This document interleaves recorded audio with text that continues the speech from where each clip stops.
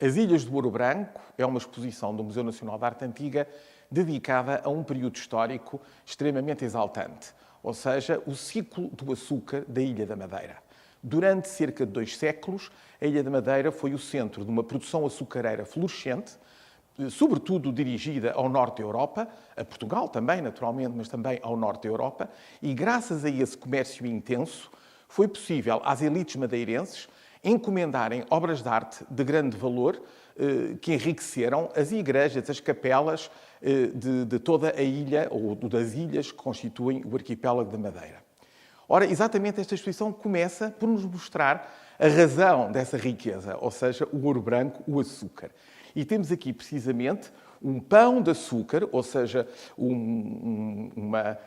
solidificação de açúcar que resulta do último processo da sua produção, na forma que está exatamente ao seu lado.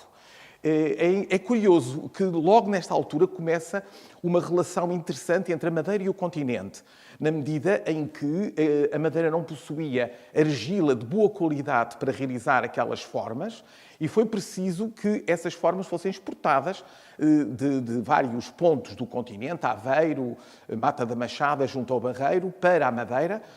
para corresponder à necessidade do fabrico do açúcar. Açúcar que resulta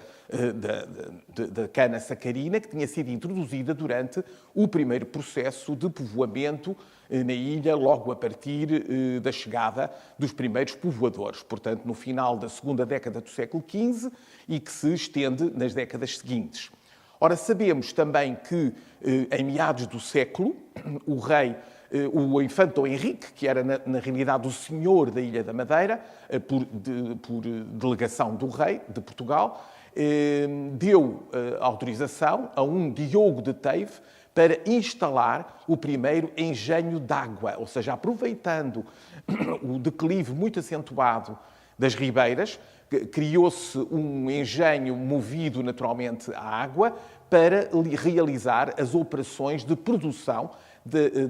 do açúcar. E esse documento está exatamente aqui e é a carta de autorização para que Diogo de Teive instale esse primeiro engenho, a partir do qual, naturalmente, todo um conjunto de engenhos foram instalados na Ilha da Madeira, produzindo o açúcar que veio a ser a razão da sua riqueza. A outra questão também extremamente interessante que aqui está é que estas formas de açúcar e os pães de açúcar delas derivados vieram a constituir a base de uma heráldica municipal que ainda hoje existe, que é a heráldica da cidade do Funchal. A cidade do Funchal possui um escudo onde estão 5 destas formas ou pães de açúcar em forma das chagas de Cristo, que constituem também a base do escudo de Portugal, e essa heráldica municipal dura até aos dias de hoje. É também interessante referir que um sobrinho do Diogo de Teive, a quem foi dada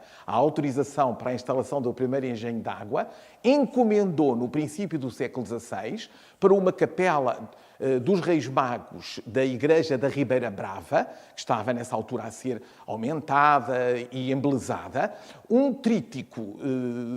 flamengo, do qual está presente nesta exposição também o seu painel central com a adoração dos pastores.